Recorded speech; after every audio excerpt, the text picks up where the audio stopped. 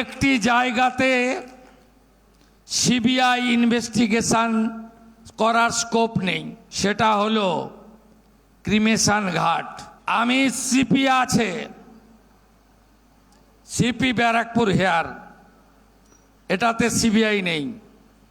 Please start new case and take appropriate action. রাজ্যে ক্ষমতায় আসার পর নতুন করে আরজিকর ফাইলস খুলেছে বিজেপি সরকার। 3 আইপিএস অফিসারকে সাসপেন্ড করেছেন মুখ্যমন্ত্রী। এবার শ্মশানে অভয়ার মৃতদেহ কেন দ্রুত দাহ করা হয়েছিল, কেন নিহতের পরিবারের সই ছাড়াই দাহ করা হয়, তা নিয়ে তদন্ত শুরু করল পুলিশ। আরজিকর কাণ্ডের দ্বিতীয় বর্ষপূর্তিতে স্মরণ সভায় গিয়ে এই কথা ঘোষণা করেন মুখ্যমন্ত্রী।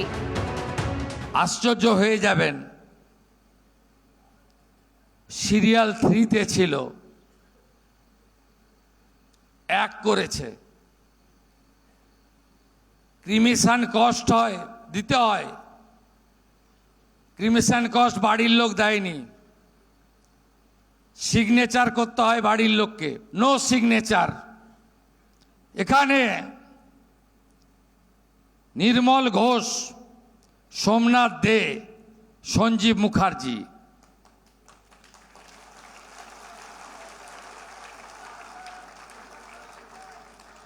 এই 3 জন এই কাণ্ড করেছেন। আমি সিপি আছে, সিপি ব্যারাকপুর হেয়ার, এটাতে সিবিআই নেই। Please start new case and take appropriate action.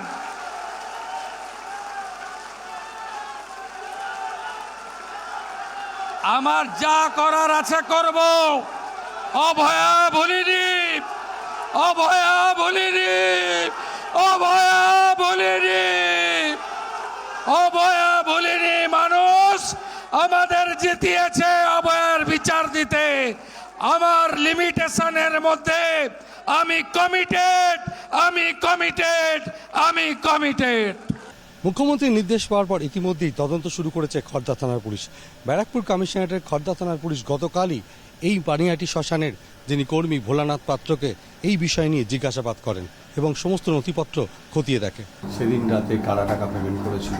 টাকা তো পেমেন্ট হয় না, তো ফ্রিতে পড়ানো হয়েছিল। সোমনাথ দে ওটা ফ্রি, পাড়ার মেয়ে, যেহেতু একটা প্যাথেটিক দুর্ঘটনা ঘটেছিল, ফ্রি, ওই জন্য কাউন্সিলর ফ্রি করতে পারে। তারপরে তাড়াতাড়ি করে লাইন এগিয়ে দেওয়ার একটা ব্যাপার ছিল কি? তো 2টো বডি ছিল তাদের, তো তার আগে তো পুলিশ এখানে ছিলই সব। তো 3টে বডি, একটা পুড়ছিল আর 2টো ছিল ওয়েটিংয়ে। তা কনভিন্স করা হয়েছিল তাদের বডিকে যে এটাকে আগে করার জন্য। মুখ্যমন্ত্রী নিশানায় যে প্রাক্তন 3 জনপ্রতিনিধি, তাদের বিরুদ্ধে প্রথম থেকেই সরব নিহতের পরিবারও। সেই 3 জন হলেন পানিহাটির প্রাক্তন তৃণমূল বিধায়ক নির্মল ঘোষ, পানিহাটি পুরসভার প্রাক্তন চেয়ারম্যান সোমনাথ দে এবং প্রাক্তন কাউন্সিলর সঞ্জীব মুখোপাধ্যায়। মুখার্জি এবং সোমনাথ দে এরা হচ্ছে লাস্ট তথ্য প্রমাণটুকু আমার মেয়েকে পুড়িয়ে দিয়ে নষ্ট করেছে।